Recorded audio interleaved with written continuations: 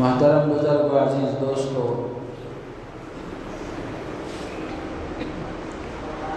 آئے دن ہمارے اپنے ملک میں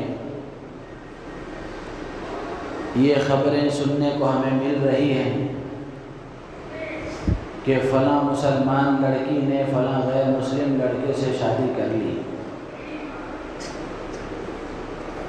فلاں کالج میں پڑھنے والی لڑکی پیار اور محبت میں اندھی ہو کر اس نے کسی غیر مسلم سے کورٹ میرج کر لیا، اور کسی بڑے خاندان کی عزت دار گھرانے کی لڑکی کسی عاشق کی محبت میں گرفتار ہو کر اس کے ساتھ راہ فرار اختیار کر کے یا بھاگ کر اس نے اسلام کو ہی خیر بات کہہ دیا، اسلام کو چھوڑ کر وہ ارتداد میں چلی گئی، مرتد ہو گئی۔ آئے دن یہ خبریں سننے کو مل رہی ہیں۔ آخر کیا بات ہے کہ مسلم لڑکیاں اس طرح غیر مسلموں کے حوالے ہو رہی ہیں؟ اور یہ خبریں ایسی خبریں ہیں کہ ہر درد مند دل رکھنے والا جب سنتا ہے تو اس کا دل کانپ جاتا ہے۔ انتہائی پریشان کرنے والی اور دل کو دکھانے والی یہ خبریں ہیں، لیکن آج ملک میں یہ خبریں ہمیں بکثرت سننے کو مل رہی ہیں۔ روز کوئی نہ کوئی حادثہ پیش آ جاتا ہے۔ آخر کیا بات ہے کہ یہ مسلمان لڑکیاں اسلام کو ہی خیر بات کہہ کر ارتداد کی راہ اختیار کر لیتی ہیں؟ آخر انہیں اسلام میں کیا خرابی نظر آئی؟ کیوں انہوں نے ماں باپ سے بغاوت کی راہ اختیار کر لی؟ جس گھرانے میں وہ 18-20 سال پرورش پائی، باپ نے اپنے خون پسینے کی کمائی سے اس کو پالا پوسا بڑا کیا، جس ماں نے اپنا خون دودھ کی شکل میں اس کو پلایا اور اس کی ہر طرح کی راحت کا انتظام کیا، آخر کیا بات ہے کہ یہ بچیاں ماں باپ سے بغاوت کر کے غیروں کی محبت میں گرفتار ہو کر ماں باپ کو بھی بدنام کر دیتی ہیں اور اسلام کو بھی بدنام کر دیتی ہیں؟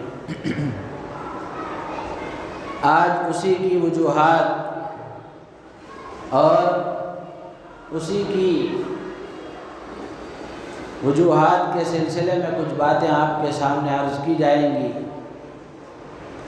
بھارت کا ایک بڑا اخبار ہے، اس کی سروے رپورٹ کے مطابق گزشتہ 3 سالوں میں 40,000 لڑکیوں نے اسلام کو چھوڑ کر غیر مسلموں کے ساتھ نکاح کر لیا۔ یہ ہمارے لیے انتہائی شرمندگی کی بات ہے۔ اب ہماری مسلمان بچیاں غیر مسلم بچوں کو جنم دیں گی تو بالآخر RSS کا خواب پورا ہوتا ہوا نظر آتا ہے۔ 2017 میں RSS کی تنظیموں نے یہ اعلان کیا تھا کہ ہم 6 مہینے کے اندر کثرت کے ساتھ مسلم لڑکیوں کو اپنے گھروں کی بہویں بنا کر لائیں گے۔ لکھا ہے کہ 6 مہینے کے اندر انہوں نے 2100 لڑکیوں کو غیر مسلموں کے گھروں میں بہو بنا کر پہنچایا ہے، اور 3 سالوں میں 40,000 لڑکیاں اسلام کو خیر بات کہہ کر غیر مسلموں کے ساتھ فرار ہو گئی۔ میرے عزیز و دوست بزرگوں، اس کی کیا وجوہات ہیں اور کن اسباب کی وجہ سے بچیاں اس پر مجبور ہو رہی ہیں؟ علماء نے تفصیل کے ساتھ لکھا ہے، جبکہ اسلام وہ پیارا اور وہ عظمت بھرا مذہب ہے جس نے عورت کو اس کا حق دیا ہے، ورنہ اسلام سے پہلے عورت کی کوئی اہمیت اور وقعت ہی نہیں تھی، اور کوئی قابل تذکرہ چیز ہی نہیں تھی۔ عورت ایک ٹشو پیپر کی طرح تھی کہ اسے استعمال کر لیا جاتا اور پھر اس کو پھینک دیا جاتا تھا، لیکن اسلام نے عورت کو اس کا مرتبہ دیا، اسلام نے اس کو اس کا مقام دیا۔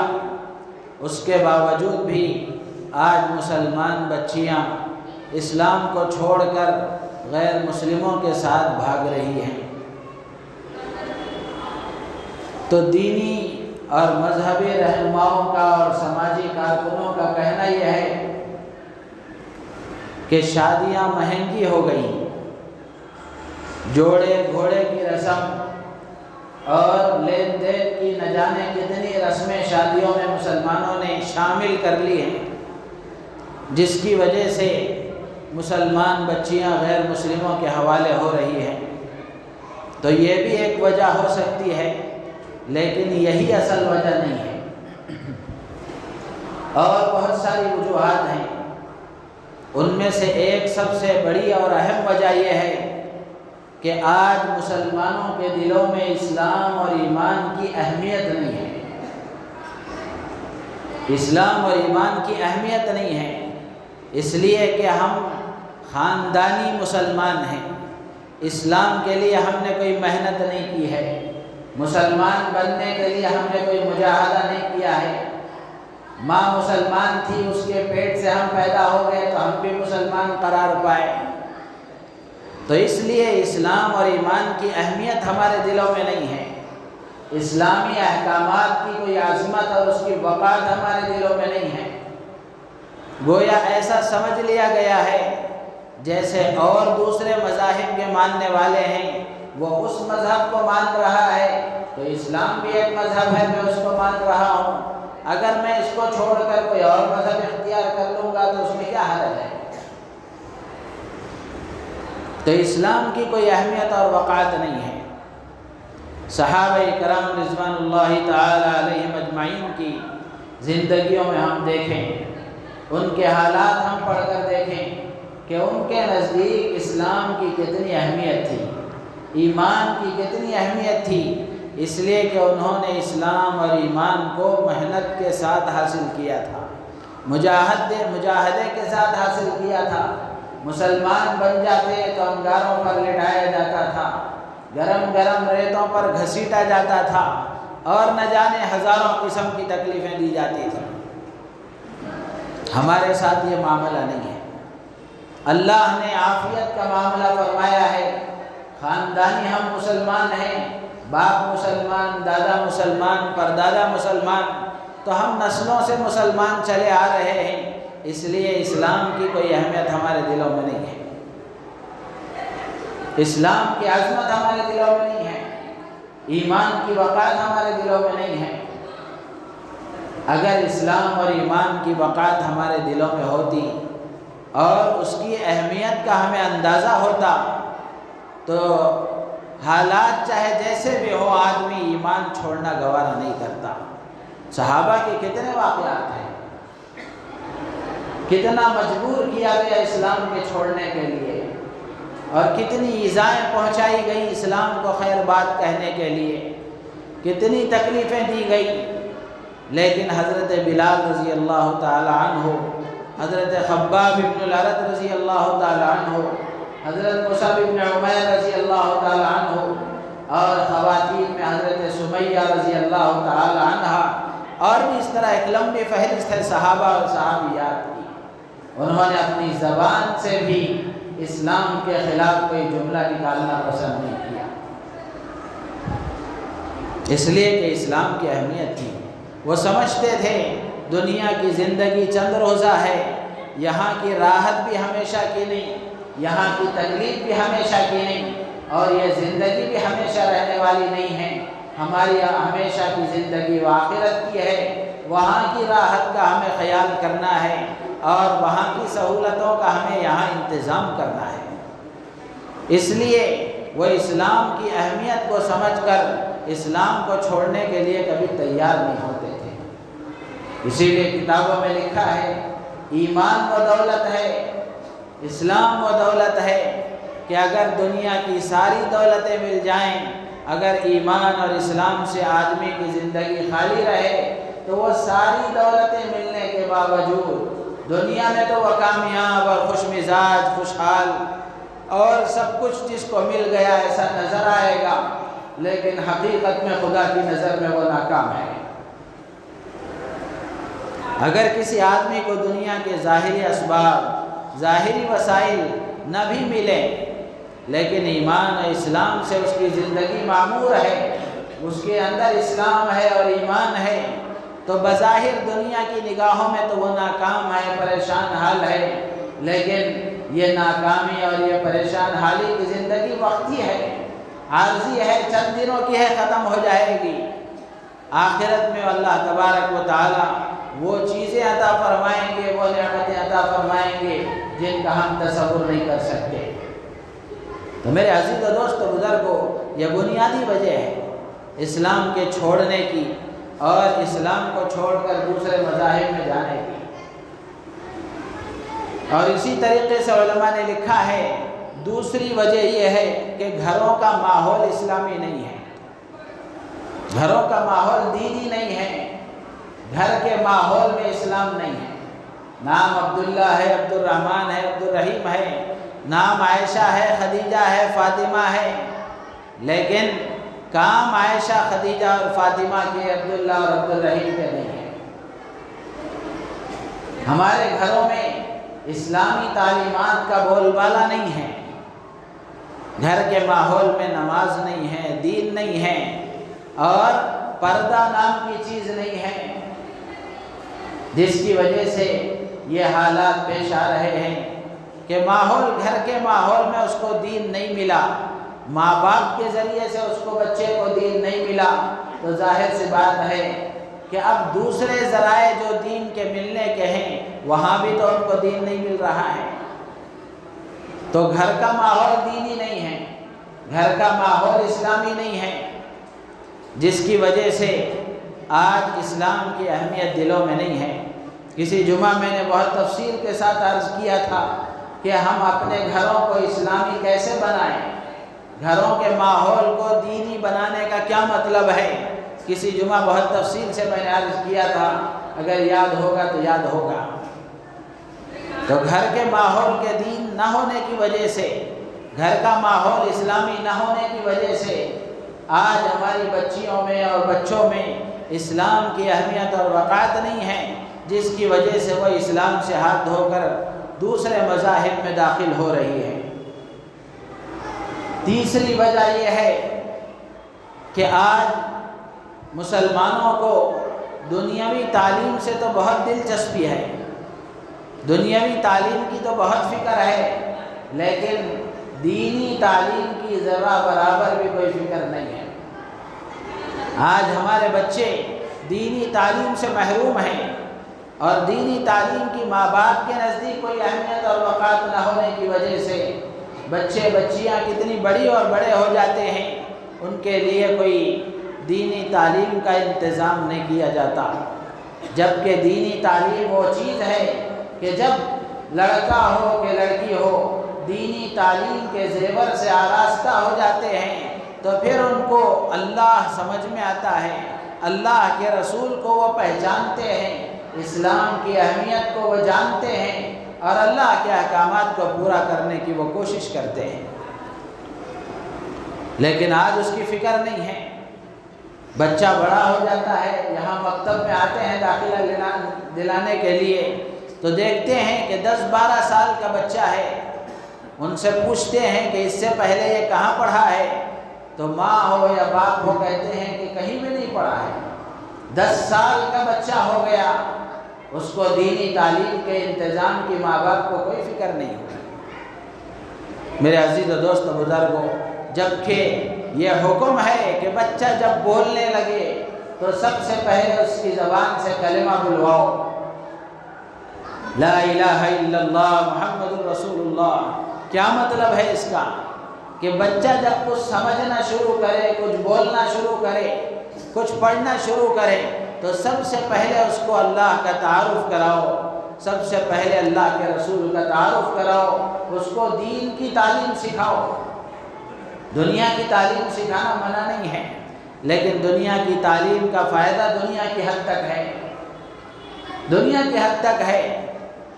دین کی تعلیم اگر ہم سکھائیں گے، اس کا فائدہ دنیا میں بھی اس کو ملے گا اور آخرت میں بھی اس کا فائدہ اس کو ملے گا۔ لیکن دین کی تعلیم کی اہمیت نہ ہونے کی وجہ سے ہم دیکھ لیں، اس کے لیے پیسہ خرچ کرنے کو تیار نہیں ہے ماں باپ۔ 100 200 300 روپیہ اگر فیس رکھی جائے تو اس کو دینے کے لیے تیار نہیں ہے، جبکہ اسکول اور کالج کے لیے لاکھوں ہزاروں کے خرچ کرنے کے لیے تیار ہے۔ وجہ یہی ہے، تلاش کرتے ہیں ماں باپ کہ دینی تعلیم کے لیے کوئی ایسی جگہ ملے جہاں مفت تعلیم دی جائے، بھلے وہ تعلیم کیسی ہو، مفت تعلیم دی جائے۔ مال خرچ کر کے، ماں باپ اپنا وقت صرف کر کے بچے کو دینی تعلیم دلائیں گے تو ماں باپ کے اندر بھی اس کی اہمیت ہوگی، بچوں کے اندر بھی اس کی اہمیت ہوگی۔ بچہ مکتب کو نہ آئے، ماں باپ کو کوئی تکلیف نہیں ہوتی، اگر اسکول کو نہ جائے تو تکلیف ہوتی ہے، اس لیے کہ وہاں پیسہ لگایا ہے۔ تو جہاں آدمی کا پیسہ لگتا ہے اس کی اہمیت دل میں آتی ہے۔ تو اس لیے اپنے بچوں کے لیے دینی تعلیم کا انتظام کرنا یہ ہم سب کے لیے ضروری ہے، اور دینی تعلیم بچوں کو نہ دینے کی وجہ سے، دینی تعلیم سے بچوں کو آراستہ نہ کرنے کی وجہ سے دین سے بے خبر ہیں، اور ارتداد اور کفر کے جہاں بہت سارے اسباب ہیں، ان میں سے ایک سبب جہالت بھی ہے۔ ظاہر سی بات ہے، آدمی کو اگر اپنے دین کے بارے میں معلوم نہیں ہوگا تو دوسرا کوئی اور دین کے بارے میں بتائے گا تو اس کو قبول کر لے گا۔ اگر اپنے مذہب کے بارے میں، اپنے دین کے بارے میں، اور جس خدا کو وہ مان رہا ہے اس خدا کے بارے میں، جس رسول کو وہ سچا نبی تسلیم کر رہا ہے، اس نبی کے بارے میں اس کو معلومات ہوں گی، اس کو علم ہوگا، تو کوئی دوسرا اگر دوسری باتیں سمجھائے گا تو وہ اس کو جواب دے سکے گا کہ نہیں، یہ ہمارا مذہب یہ ہے اور ہمارے خدا یہ ہیں، ہمارے رسول یہ ہیں۔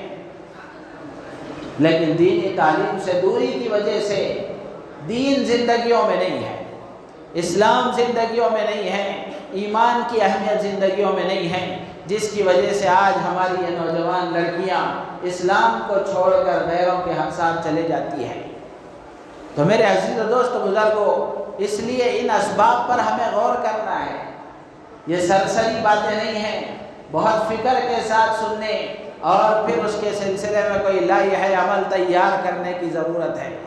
اگر اسی طرح سرسری سن کر ہم چھوڑ دیں گے اور کوئی عملی اقدام نہیں کریں گے، یہ سوچ کر کہ یہ ہمارے گھرانے کی بات نہیں ہے، پتہ نہیں کہاں ہو رہا ہے، کون لڑکی کس کے ساتھ جا رہی ہے، ہمارے گھرانے میں تو یہ نہیں ہے، ہمارے خاندان میں تو یہ نہیں ہے، ہمارے محلے میں تو یہ نہیں ہے، اگر یہ بے فکری اور غفلت رہی تو وہ دن دور نہیں ہے تو ہمارے گھروں تک بھی یہ چیز آ جائے۔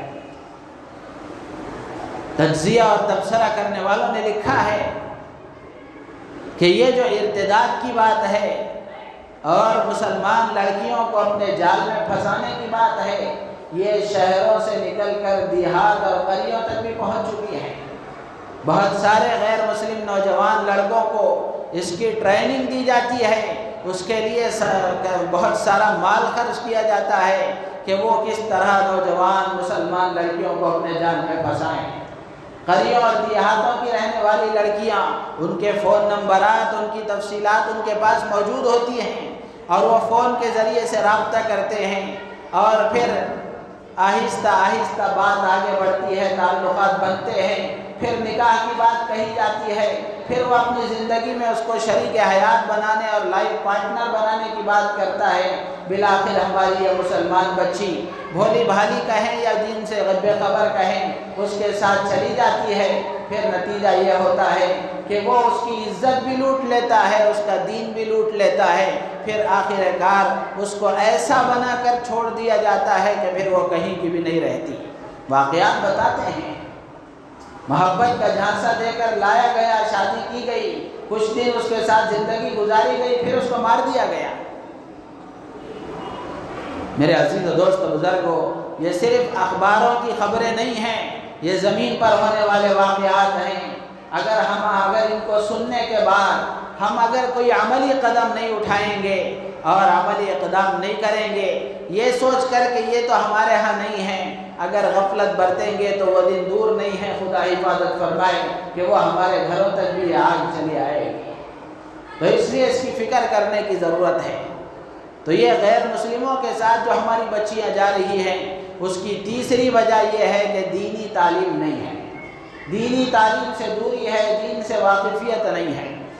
چوتھی بات یہ ہے کہ اب دنیاوی درسگاہوں پر، اسکولوں میں، کالجوں میں دنیاوی تعلیم کے لیے ہم اپنے بچوں کو بھیجتے ہیں، تو جہاں مخلوط تعلیم ہے، لڑکے اور لڑکیاں مل کر ایک جگہ تعلیم حاصل کرتی ہیں، مرد اور عورت کا ملنا ہی یہ فتنے کا سبب ہے۔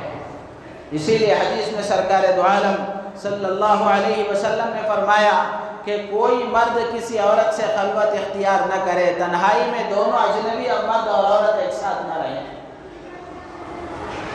اس لیے کہ جب یہ دو ہوتے ہیں تو تیسرا وہاں شیطان ہوتا ہے جو ان دونوں کو غلط کاموں پر اکساتا ہے۔ لیکن آج ہم دیکھ لیں، مخلوط تعلیم کا نظام ہے، مسلم مینجمنٹ کی اسکولیں ہوں یا غیر مسلموں کی چلائی ہوئی، عیسائیوں کی ہو، یہودیوں کی ہو یا RSS والوں کی ہو۔ افسوس کی بات ہے کہ مسلم محلوں میں، مسلم مینجمنٹ کی اسکولوں میں بھی مخلوط تعلیم کا انتظام۔ جب ہم نے اپنی بچی کو گھر سے باہر کیا اور لڑکوں کے ساتھ اٹھنے بیٹھنے کا اس کو پابند کر دیا، تو اب اگر وہ کسی کے حوالے ہو جائے تو ہمیں افسوس کرنے کی بھی ضرورت نہیں ہے، اس لیے کہ ہم راضی ہیں اس بات پر، ہم اس کو باہر بھیج کر اپنے عمل سے اس کی رضامندی کا اظہار کر رہے ہیں کہ ہم نے تجھے بھیج دیا ہے تو بچوں کے ساتھ اٹھتی بیٹھتی ہے، ان کے ساتھ تعلیم حاصل کرتی ہے، نتیجہ ایک دن یہ آتا ہے کہ اسی کے حوالے ہو جاتی ہے۔ میرے عزیز و دوست و بزرگوں، مخلوط تعلیم کا انتظام یہ بھی ایک بڑی وجہ ہے۔ آج اسکولوں میں، کالجوں میں پڑھائی سے زیادہ ہمارے نوجوان بچے بچیاں یہی کام کرتی ہیں، یہی سب کام کرتے ہیں کہ آپس میں ان کے تعلقات بنتے ہیں، پھر پڑھائی کہیں اور چلے جاتی ہے، دوسرے کام شروع ہو جاتے ہیں۔ تو مخلوط تعلیم سے اپنے بچوں کو بچائیں، اور مسلمانوں کی ذمہ داری ہے کہ وہ اپنے محلوں میں لڑکوں کی الگ اسکول قائم کریں، لڑکیوں کی الگ اسکول قائم کریں، ان کے لیے تعلیم کا الگ انتظام ہو، ان کے لیے تعلیم کا الگ انتظام ہو۔ یہ ہمارے ذمہ ضروری ہے۔ اگر مخلوط تعلیم ہی کا راستہ اختیار کیا گیا تو پھر یہ واقعات پیش آتے رہیں گے، اور اسی کے ساتھ ساتھ پڑھ کر جب فارغ ہو جاتی ہے پھر وہ جاب پر جانے لگتی ہیں تو ملازمت بھی مخلوط، ملازمتیں بھی مخلوط ہیں۔ جس جگہ وہ جا کر کام کر رہی ہے وہاں لڑکے لڑکیاں ملی جلی ہیں، ایک کرسی پر لڑکی بیٹھی ہے تو بازو کی کرسی پر لڑکا بیٹھا ہے، تو یہ ملازمتیں بھی مخلوط ہیں، جس کی وجہ سے اب وہ جب بازو بیٹھنے والا لڑکا مسلمان بھی ہو سکتا ہے، غیر مسلم بھی ہو سکتا ہے، اور پھر آپس میں بات چیت کسی نہ کسی طریقے سے ہو ہی جاتی ہے، پھر اس کے بعد بات بڑھتے بڑھتے آگے پہنچ جاتی ہے۔ میرے عزیز دوست بزرگوں، یہ مخلوط تعلیم اور مخلوط ملازمت یہ بھی ایک بڑی وجہ ہے۔ تو اس لیے ہم اپنی بچیوں کو اگر تعلیم دلوائیں تو ایسے اسکولوں کا انتخاب کریں جہاں صرف لڑکیوں کو تعلیم دی جائے، مخلوط تعلیم کا نظام نہ ہو، اور مسلمانوں کے یہ ذمہ لازم ہے کہ وہ اپنے محلے میں ایسے اسکولوں کا انتظام کریں۔ اگر انتظام نہیں کریں گے تو پھر یہ حالات پیش آتے رہیں گے اور روز یہ خبریں سننے کو ملتی رہیں گی۔ اسی طرح مسلمان لڑکیاں اسلام سے ہاتھ دھو کر غیروں کے حوالے ہوتی رہیں گی۔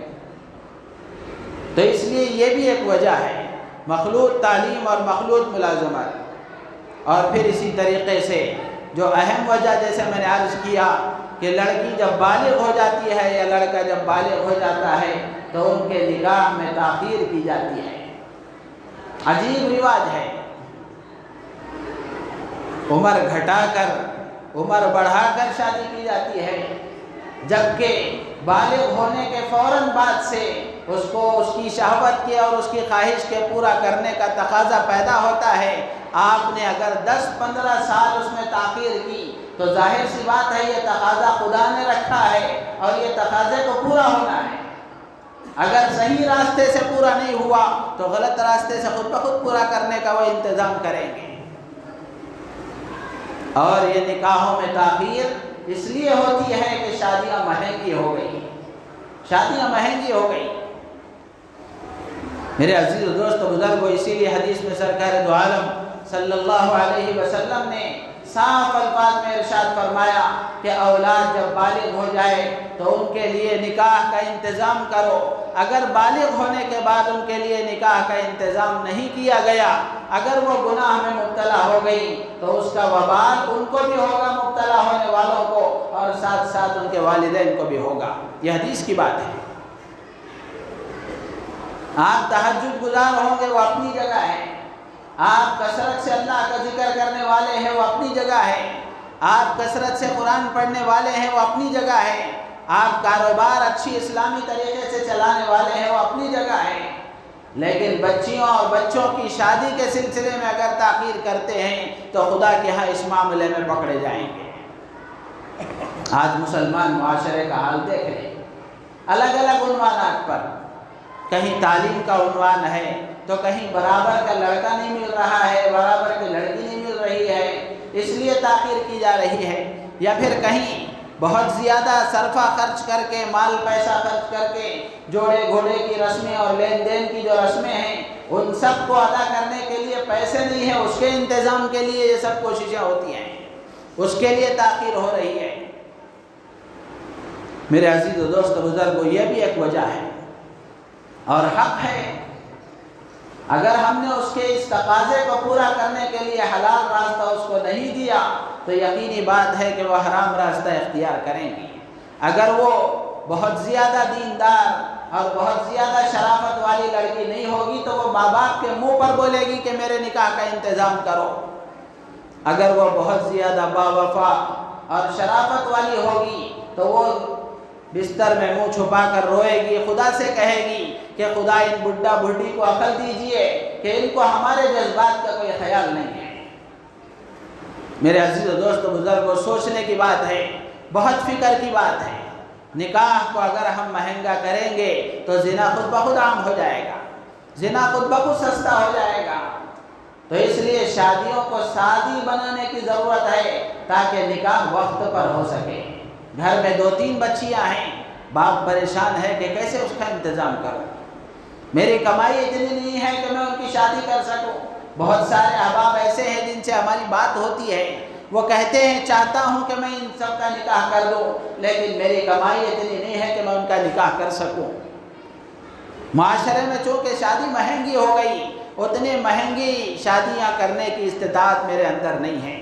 جبکہ سرکار دو عالم صلی اللہ علیہ وسلم کی زندگی کو ہم دیکھیں، صحابہ کی زندگیاں ہم دیکھیں، خلفائے راشدین کا پورا زمانہ دیکھ لیں، اولیاء کاملین کی زندگیاں دیکھ لیں، نکاح کوئی ایسی چیز تھی ہی نہیں جس میں خرچ کیا جائے۔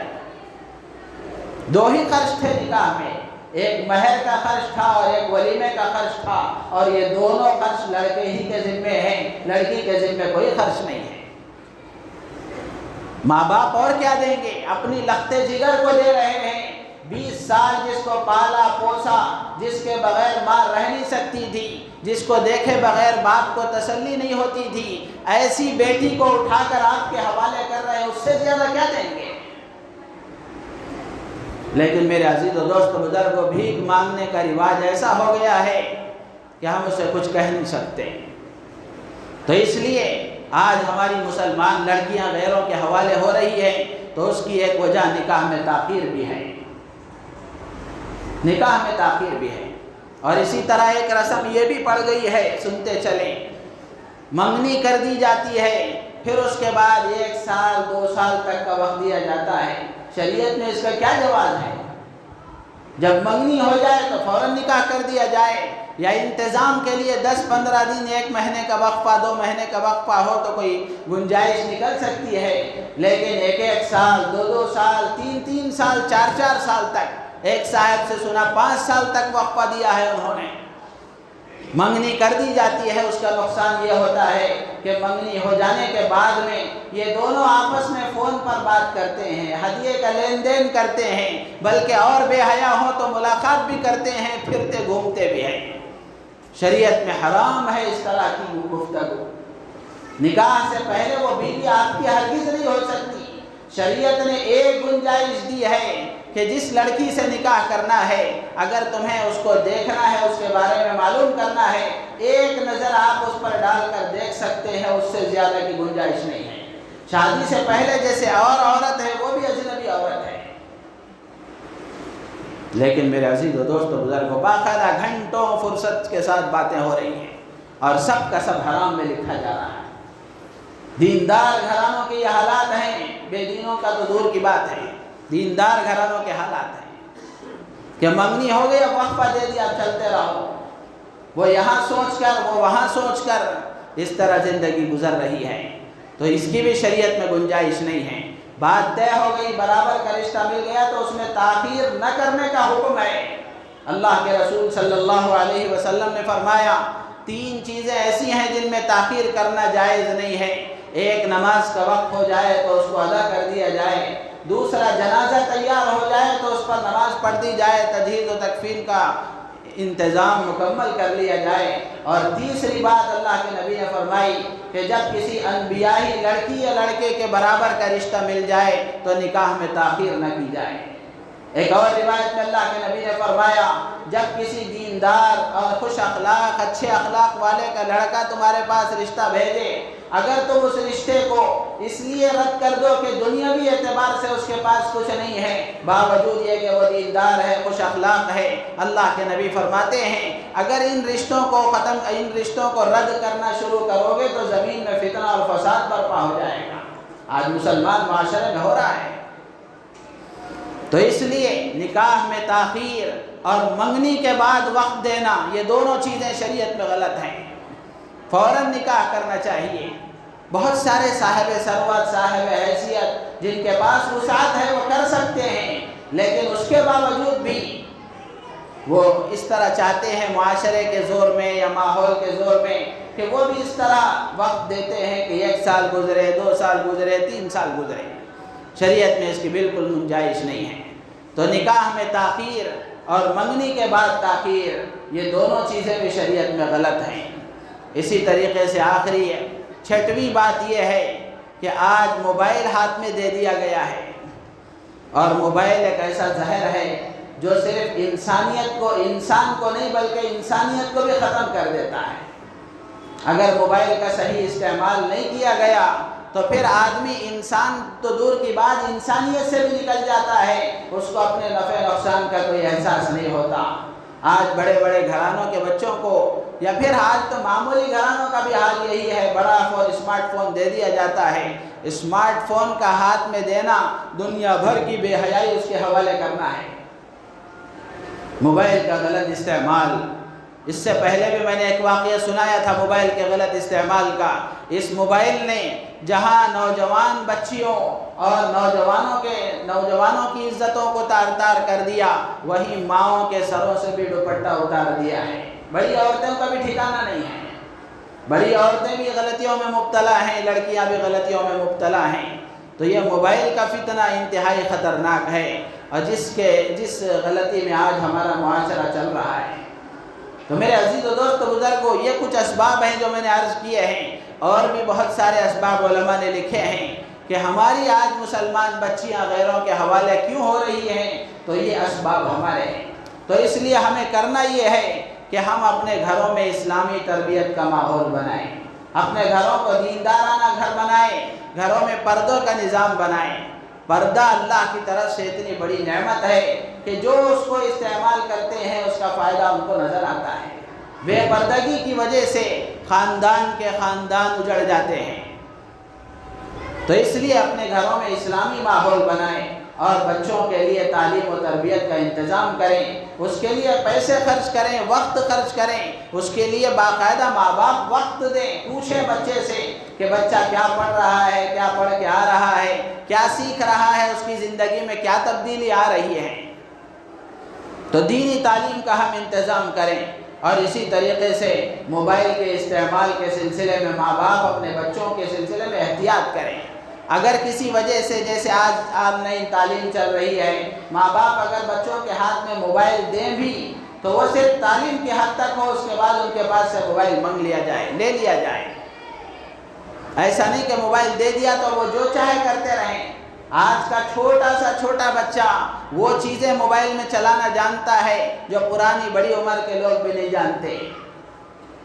تو اس لیے ان چیزوں کا اگر ہم خیال رکھیں گے، اللہ کی ذات عالی سے امید ہے کہ ہمارے گھروں میں دین باقی رہے گا، ہمارے بچوں میں دین باقی رہے گا، اور یہ ارتداد کا، مرتد ہونے کا، دین سے پھر جانے کا، اور مسلمان لڑکیوں کے غیر مسلموں کے حوالے ہو جانے کا یہ جو فتنہ عروج پر ہے اور روز بروز ترقی کر رہا ہے، بڑھ رہا ہے، انشاءاللہ العزیز ان چیزوں کی رعایت کرنے پر یہ فتنہ ختم ہو سکتا ہے۔ اللہ تبارک و تعالیٰ سے دعا ہے، اللہ تبارک و تعالیٰ ہم تمام کو ان باتوں پر عمل کی توفیق عطا فرمائے، اور سچا اور پکا مسلمان بن کر دنیا میں جینے اور ایمان کے ساتھ دنیا سے رخصت ہونے کے اللہ ہم سب کو توفیق عطا فرمائے، ہماری نیتوں میں اخلاص پیدا فرمائے۔